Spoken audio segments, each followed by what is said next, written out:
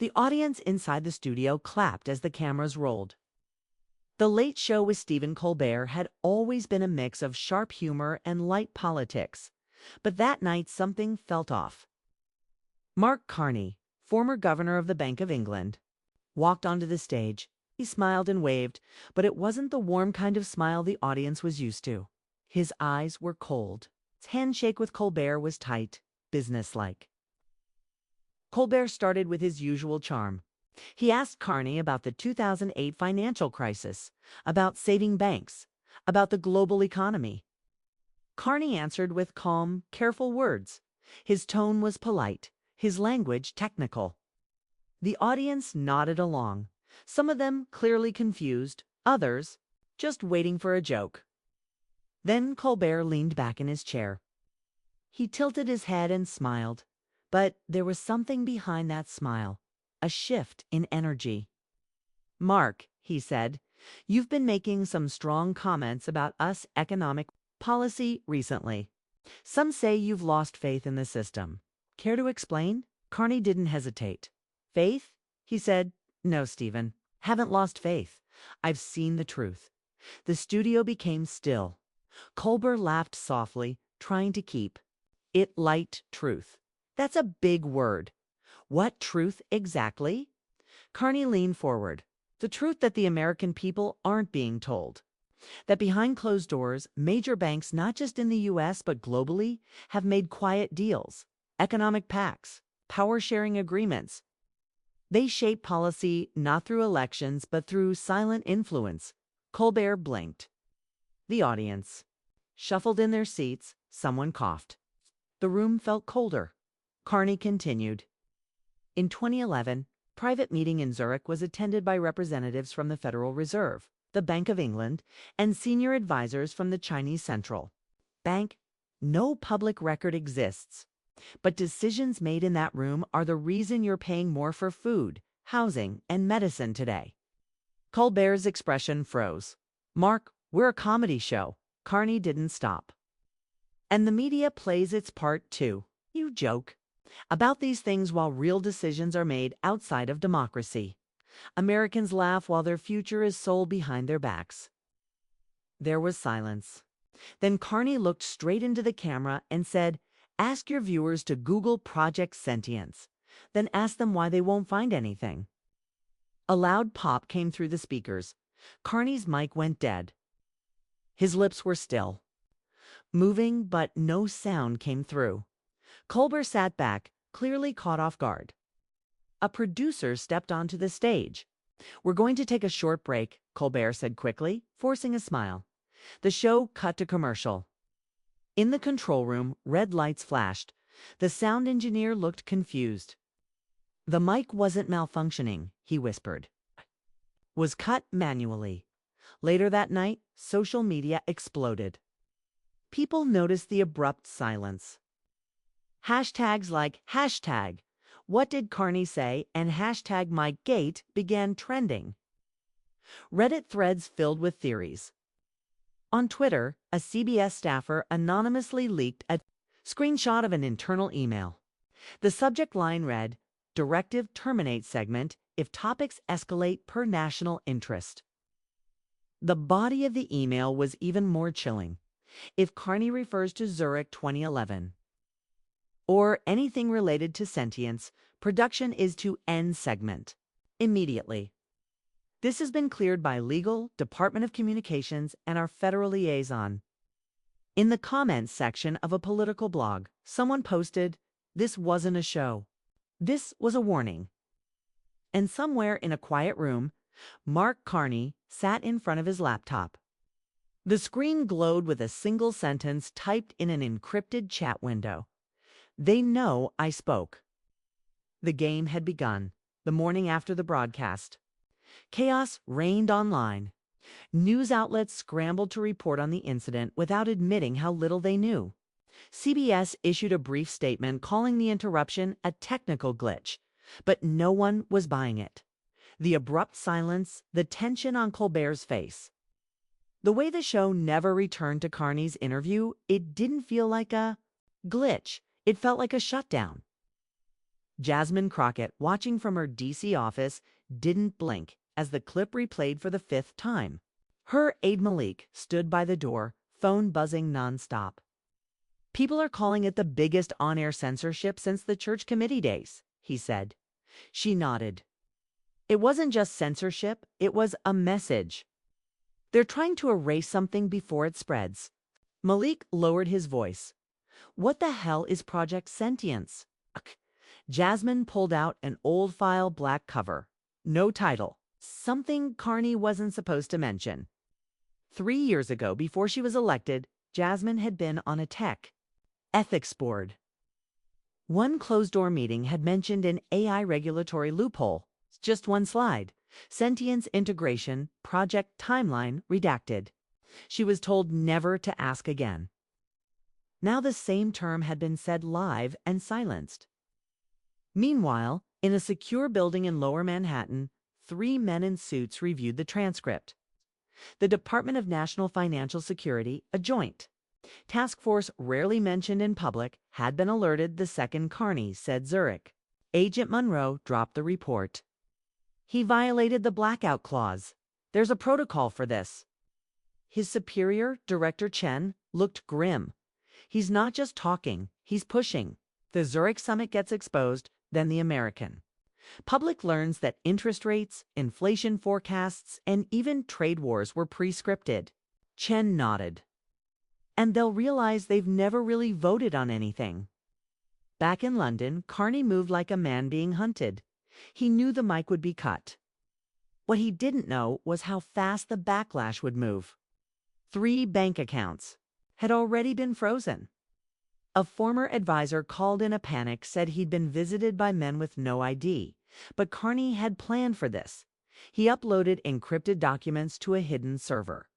He called it Firewall. Inside was everything: the Zurich attendee list, meeting minutes. Proof that world economies were being shaped by an AI economic model developed not in any nation, but by a private consortium named Aurora Initiative. What frightened him most wasn't that this system existed, it was how effective it had become. Jasmine's team intercepted a message that same afternoon. Anonymous, sent via a classified back channel, usually reserved for intergovern mental emergencies. It simply read, "Crockett Colbert wasn't the only one monitored. You're next. Delete the file." A friend, she didn't flinch. Later that night, Colbert himself was seen leaving the studio unusually early, escorted by 3 men in black coats. No jokes. No waves, just silence. The video clip was removed from YouTube within hours. Copies were taken down from TikTok and Twitter under community guidelines. But someone had uploaded it to a blockchain-based platform. Thousands had already downloaded it. At 2:14 a.m., a second file appeared there. No username, no title. Just a short video, a dimly lit room, Carney seated at a table. He looks straight into the lens and says, "If you're watching this, they know, and they are coming. Don't trust the headlines. Trust what they tried to erase." The clip ends. That same night, 5 American senators received anonymous text messages. Same message, different number. "You were at Zurich. We have the list. Choose truth or loyalty." And in a control room beneath a corporate skyscraper in Zurich, a quiet man typed into a system terminal connected to a neural AI platform. He whispered the activation code. "Begin Sentience Protocol, Phase 2. The screen responded in plain white text, "Acknowledged." Everything that had happened, the broadcast, the mic cut, the leak, had only been the start. Jasmine Crockett didn't sleep that night. The streets outside her DC apartment were quiet, but the air felt electric, like a storm waiting to break. On her coffee table sat a printed copy of the leaked Zurich attendee list. Half the names were blacked out. The other half were people she never imagined would be in the same room. Finance ministers, central bank governors, senior tech executives, and 2 sitting U.S. senators. Her phone buzzed again. Another anonymous message. One just said, "The AI is watching. Go off-grid, now." She stood and walked to her desk, eyes narrowing. "No," she whispered. "We don't run. We expose." In a quiet cafe across town, Mark Carney met with an old contact, Sophia Patel, a former intelligence analyst turned whistleblower. She slid a flash drive across the table. "I risked everything getting this. It's footage. It's internal surveillance. From the Zurich summit, they recorded everything." Carney raised an eyebrow. "Even the Aurora simulation." Sophia nodded. "Especially the Aurora simulation." He plugged in a secure tablet and opened the file. On screen, a cold, sterile conference room. Men and women seated around a long table, expressionless. A screen at the far end lit up with digital graphs and predictive models. A voice, synthetic, genderless, spoke over the footage. "Aurora forecasts societal destabilization within 5 years if fiscal autonomy is returned to national governments. Recommended action, sustained illusion of democratic control." Carney froze. They're not just steering markets, they're managing belief. Meanwhile, Jasmine received a call routed through 5 countries. The voice on the other end was distorted but urgent. "I don't have much time. I worked on Aurora's neural architecture. It's not just economic, it's behavioral." She frowned. "Behavioral." The voice crackled. "Aurora doesn't just predict human reactions, it shapes them through algorithmic exposure, news search, entertainment. It's already rewriting public perception, and it's been fed your name." Jasmine's breath caught. "My name. You're marked as a destabilizing agent. They've already begun discrediting you. Watch the news tonight." Like 2 hours later, national headlines exploded. Representative Jasmine Crockett linked to leaked financial conspiracy theory, DC. Firebrand or foreign asset. New questions arise. Her aides stormed in. "They've buried you in the algorithm." Twitter's flooding with fake scandals. Facebook's pushing bot-driven outrage posts. They're going full character assassination. Jasmine stared at the screen. They're using Aurora in real time. That same evening, Colbert appeared on a different network, a carefully staged interview. Calm, composed. He explained that the Carney interview had become too speculative for a late-night platform, and that he supported editorial integrity. But those who knew his eyes saw the fear. Later, alone in his private studio, Colbert recorded a message into an old handheld camcorder, disconnected from the internet. He spoke slowly. "If you're seeing this, I was forced to lie." Carney didn't come to talk about banking. He came to warn us. Aurora is real. I've seen the data. And if Jasmine is being targeted, then this thing is global. The next morning, that tape appeared anonymously on a decentralized journalist hub called Signal Line.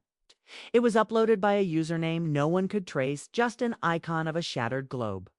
In Zurich, inside a fortified building labeled simply a Z-Core, a man in a silver-gray suit watched the video upload on multiple mirrored screens. "Phase 2 has been compromised," he said calmly. The woman beside him, her ID tag reading. Ops Director Lee didn't flinch. He predicted this contingency. She pressed a command into her console. The system responded, initiating Aurora Override Protocol Red Line. Back in D.C., Jasmine opened her front door to leave for a press conference, only to find an unmarked envelope on her step. Inside was a single sheet of paper. "You are the story now. Choose carefully who you trust. Even your allies have scripts." And at the bottom, scrawled in pen, "The camera is never off. For Jasmine, Carney, and the few trying to reveal the truth, one thing was becoming clear.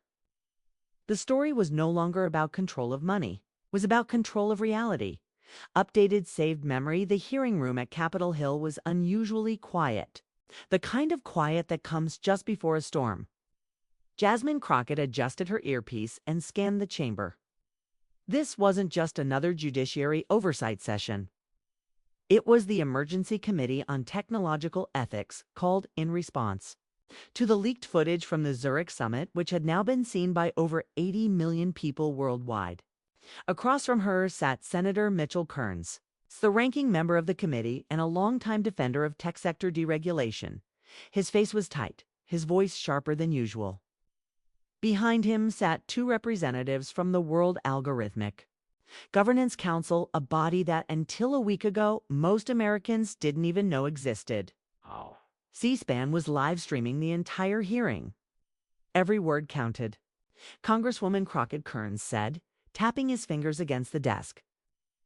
Do you have any verifiable evidence that Aurora or any AI system has been used to manipulate public behavior? She stood slowly. We have more than evidence, Senator.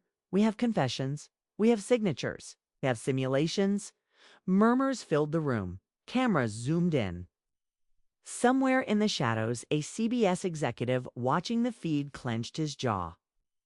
Jasmine continued pulling a flash drive. From her jacket?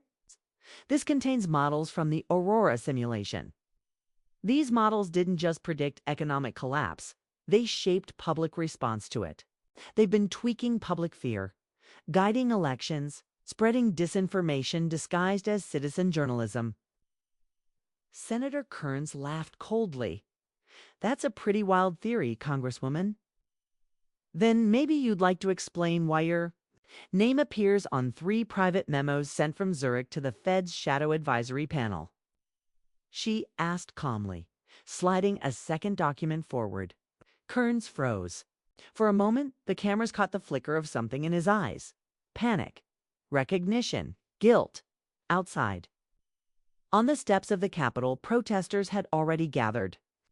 Handmade signs reading, "We are not data," and "Shut down Aurora" waved. In the wind. A journalist whispered into his mic, "The city feels like it's on the verge of something much bigger." Inside the hearing room, a sudden blackout. All screens went dark. Microphones cut off. For 20 seconds, silence. When the emergency lights flickered on, Jasmine's flash drive was gone. Security rushed in. The session was called into recess. Kearns was escorted out through a private exit. Hours later, in a secure facility beneath D.C., Jasmine met Mark Carney again, this time not as adversaries, but as allies.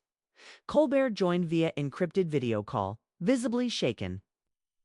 I've been tracked. My house, my studio, even my friends. Holmes, Colbert said. They know I broke protocol. If you're going forward with this, you need to understand. These aren't just governments we're up against. These are supranational entities. Bank tech hybrids. Intelligence machines. Running on global cloud infrastructures. Carney nodded grimly. The rules are different now. They don't need to arrest us. Don't need to erase us digitally. Jasmine held up a burner phone. We have one shot left. There's a private conference happening tomorrow. It's not on any official schedule. It's Aurora's final. Internal sync. Every backdoor they built into policy, finance, and communications will be discussed. If we can expose it, we reset the narrative. Colbert raised an eyebrow. You're suggesting we break into an off-grid corporate summit guarded by AI-enhanced surveillance and attended by some of the most powerful people on Earth. Carney. Exactly. Colbert smirked. Then we better dress nice. Meanwhile, across the Atlantic, inside a luxury chalet tucked into the Swiss Alps, the summit began. Men in tailored suits and women in high-gloss security uniforms walked in silence. There were no cameras, no press, only retinal scans and encrypted earpieces. At the center of the room stood a translucent screen glowing with a pulsing symbol. The Aurora insignia. A voice, emotionless, welcomed them. Welcome, Phase 3 begins now. Public resistance has reached acceptable levels. Adjustments will be made accordingly. But in a small utility corridor beneath the floorboards, a small drone bug planted just hours earlier recorded everything. And 3,000 miles away, in a darkened apartment, Jasmine watched the feed in real time. She whispered, "Now let's see who really pulls the strings." Great. I've saved your story direction and tone so we can keep things consistent across all 7 parts. If you're ready for part 5, just let me know and I'll continue building the narrative with the same intensity and realism. The lights in Studio 57 were still warm from the interrupted taping the night before. But the air was different now. CBS had gone into full lockdown. Security was tighter than usual, and producers whispered nervously in corners. Someone had leaked. The internal email and that leak had blown the lid off something much larger than a late-night argument. The email marked priority read, "National Interest Intervention Authorized," was now circulating across encrypted journalist channels and social media. It was short, direct, and chilling. I cut directive confirmed. Order approved under Exception 5. Presidential Directive 14. Do not escalate public narrative. Maintain host control. It didn't take long for political analysts to connect the dots. Exception 5 was rarely invoked. It allowed federal agencies to intervene in live media broadcasts if national economic stability was deemed at risk.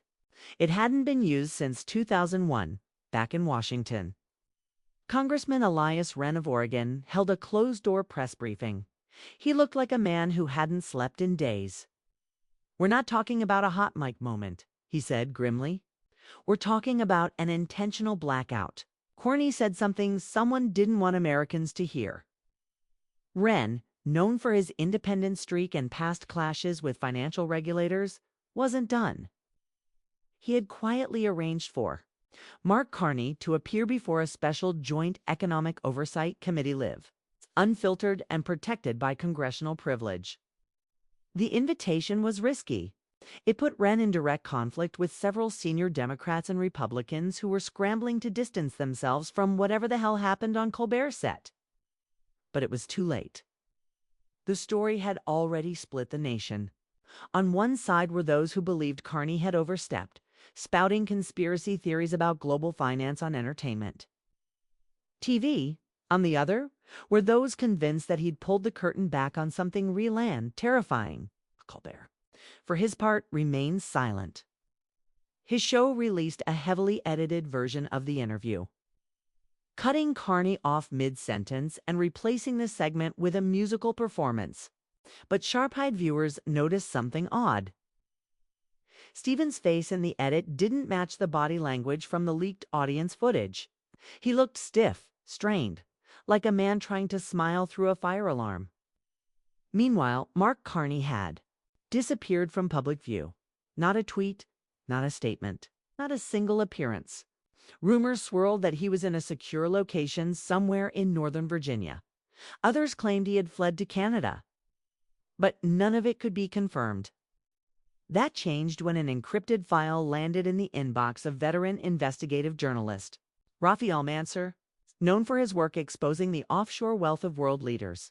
Rafi wasn't easily shaken. But what he found in the file froze him in place. The document was titled Trade TG, Summary Notes from Informal Roundtable Basel, June 2022. It listed 12 names, some recognizable, others known only to those inside the world of high finance and intelligence. Representatives from the U.S. Federal Reserve, Bank of England, IMF, and a shadowy financial body called the Horizon Council. The notes described quiet agreements to coordinate economic signals, delay certain market crash alerts, and manipulate global perception around the dollar's value during an unstable political transition window. And at the bottom of the file, in clean, formal font, observer present, M. Carney note, flagged for discretionary surveillance if leak risk rises. Rafi didn't publish immediately. He reached out to a contact at The Guardian and another at Al Jazeera to cross-verify. Within hours, his servers were hit with a sophisticated cyber attack. His cloud backups were scrubbed, but it was too late for whoever launched the attack. He had already handed the data off. In a dim cafe in D.C., Wren met Rafi in person. The two men didn't shake hands, though simply looked at each other, then down at the same line in the leaked memo. Discretionary surveillance, Rafi whispered.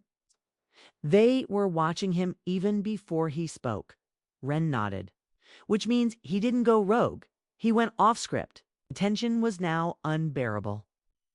A second memo leaked, this one from a private consultancy contracted by the Treasury Department.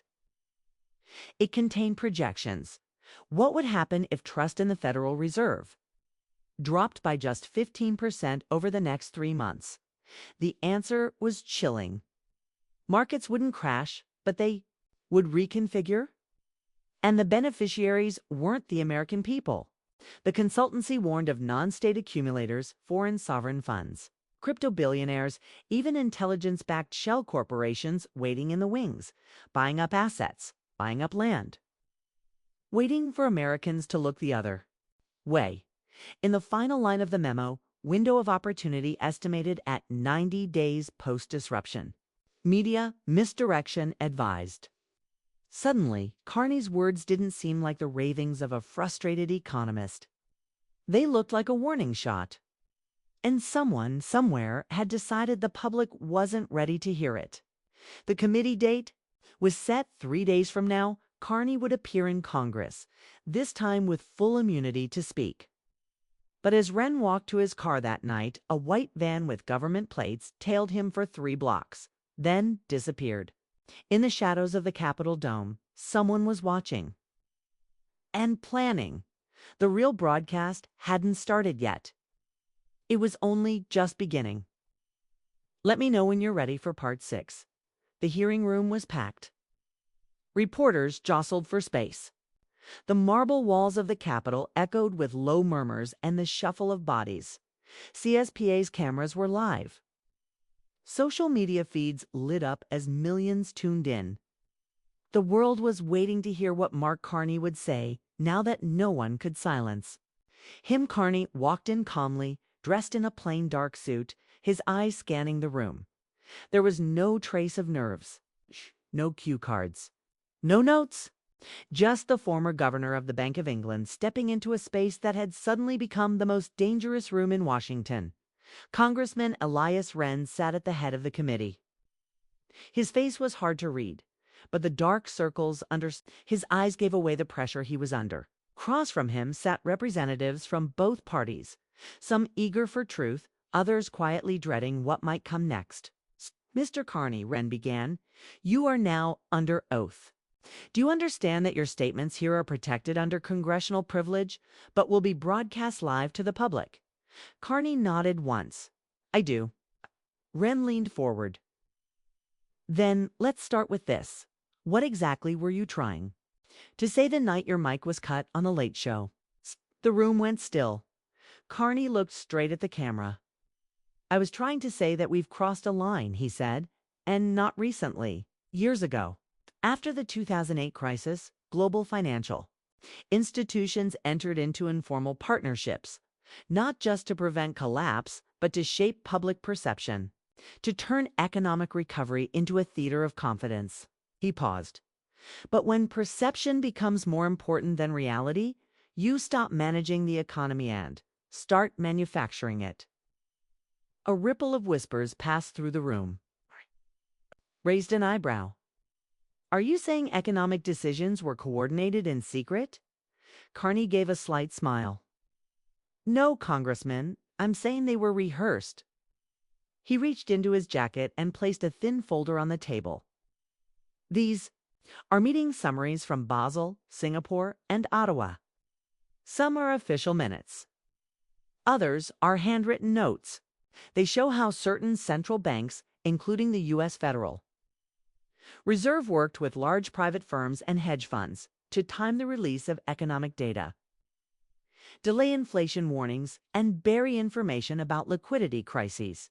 The documents were passed to the committee staff. Within moments, phones buzzed. Aides rushed to print copies. Journalists tweeted out fragments. The words delayed CPI trigger, confidence masking, and Q2 black window coordination started trending worldwide. But Carney wasn't finished. "I wasn't the only one there," he said. Representatives from the U.S. Treasury were present. So were consultants linked to intelligence services. What began as coordination to prevent panic slowly turned into manipulation. Wren looked shaken now. Manipulation, ... In what sense? Carney's voice dropped slightly. In 2022, a decision was made to withhold the real impact of supply. Chain disruptions because a midterm election was approaching. Certain inflation reports were held back. Warnings about energy instability were softened. Markets rallied, but the truth was delayed. A Republican congressman leaned forward angrily. "You're saying the government lied to investors?" Carney didn't blink. "I'm saying they choreographed a performance and invited Wall Street to play along." Gasps. One of the aides in the back dropped a binder. Wren glanced at a monitor where a live poll showed 63% of viewers believed Carney. A week ago, they barely knew his name. Now he was being called a whistleblower, a prophet, or a threat. Suddenly, a staffer rushed up to Wren, whispering something. In his ear, Wren's face went pale. He turned to Carney. "Mr. Carney, there's been an attempt to breach the congressional server hosting your documents. Our tech team says the attack originated overseas, London, and possibly Zurich." Carney nodded grimly. "They're trying to contain it. It's too late. The world already saw enough." At that moment, outside the building, a crowd began to gather. Protesters, supporters, economic watchdog groups, even a few former Fed employees. Signs read, "We deserve the truth and confidence." The Capitol was no longer just a building. That morning, it felt like the front line of a global reckoning. Black SUVs lined the perimeter. Helicopters hovered low. International reporters were camped on the steps, rain soaking their equipment, but no one dared leave their post. Inside, the House Oversight Committee was reconvening for the final round of testimony. Mark Carney was already seated. His calm face showed no trace of the storm he had unleashed. It's a folder he brought yesterday, the one containing documents. That could ignite a financial revolt was now classified by a special congressional panel. But the damage was done. Screens across the world had captured every word. The hearings were being translated live in over 20 languages. A trending hashtag in London simply read, #The Carney Files. Congressman Elias Wren took his seat. He looked like he hadn't slept, flanked by legal counsel, economists, and intelligence. Representatives, he adjusted the mic and said one word, "Begin." Carney leaned in. "You've now heard how central banks collaborated beyond their legal limits. You've seen the notes. But the real danger isn't what happened. It's what comes next." He paused. "There's already a plan to suppress this fallout. I have proof of a scheduled media blackout across 5 major outlets. The directive is simple. Flood the cycle with stories about celebrity scandals, tech gadgets, and international distractions." He glanced across the aisle. This country is about to be sedated. An aide slid a USB stick onto the table. "Everything I'm talking about is on this drive. Names, dates, wire transfers." A low gasp moved across the room. Someone from CBS's legal team stood up. "Mr. Chairman, we have not had the opportunity to." "You'll have your turn," Wren said, his voice sharp. Just then, the chamber doors opened. A woman walked in tall, confident, with a press badge hanging from her neck. It was Farah Danvers, the veteran investigative journalist who had broken some of the first leaks tied to the Carney Cut incident. She held up her phone. "I have a court order," she said.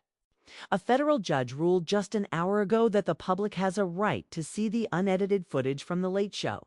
CBS must release it today." The room erupted. Mark Carney's lips curled into the smallest of smiles. The dominoes had finally started falling. Cameras turned to the CBS counsel. Their lead attorney hesitated, then leaned toward his mic. "We will comply." In that instant, history shifted. Every outlet around the world broke the news. The censored Colbert interview was about to be released in full. But the shockwaves didn't stop there. Congressman Wren turned to Carney. "Earlier you mentioned a code phrase used in communications between central banks and media assets. Something about green nightfall? What does that mean?" Carney took a deep breath. It was the final stage. A coordinated media clampdown that would be triggered if any former insider like me spoke publicly. It involved algorithmic suppression, platform bans, and even asset freezes disguised as fraud investigations. He looked directly at Wren. If you hadn't granted me a congressional platform, I'd be gone by now, not imprisoned. Not assassinated. Just ... digitally erased. The room went dead silent. Then a voice came through one of the monitors. A live feed from the Late Show's editing room. "We've just uploaded the full clip," the technician said. No cuts. "The internet is already melting." Carney sat back. "It's not about me anymore," he said. "It's about whether democracy has the strength to survive manipulation that wears a suit and speaks politely on television." Suddenly, an aide burst into the chamber, pale and breathless. "Mr. Chairman, we just received confirmation. Interpol has opened a joint investigation. European banking authorities are demanding formal testimony from U.S. officials listed in the documents." Congressman Wren looked at Carney. "What happens now?" Carney stood up slowly. "What happens now?" he said. "Is that every citizen who ever felt powerless learns just how orchestrated their confusion really was, and if they act on that, ... the world might finally belong to them again." He picked up his coat, paused, and added, "Or they'll forget everything in 2 news cycles. It's up to them." And then he walked out, past the marble pillars, past the guards, into the roaring crowd outside that wasn't roaring in protest, but in awe. Somewhere a journalist whispered into her recorder, "The world's most boring. Man just caused the biggest political earthquake of the decade." That night, millions watched the full, unedited interview. Carney's words hit harder with the visual. The sudden mic cut, the nervous shifting, the sweat on Colbert's brow. Hashtags like #who cut the mic and #green nightfall flooded every platform.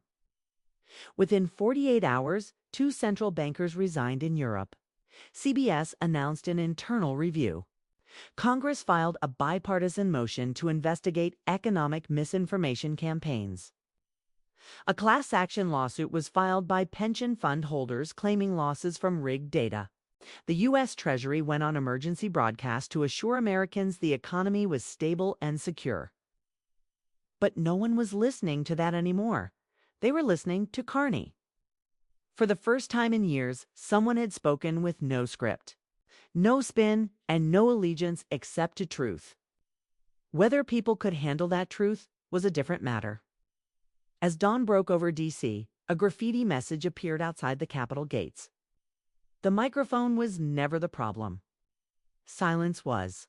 And with that, the curtain closed. But the questions were just beginning.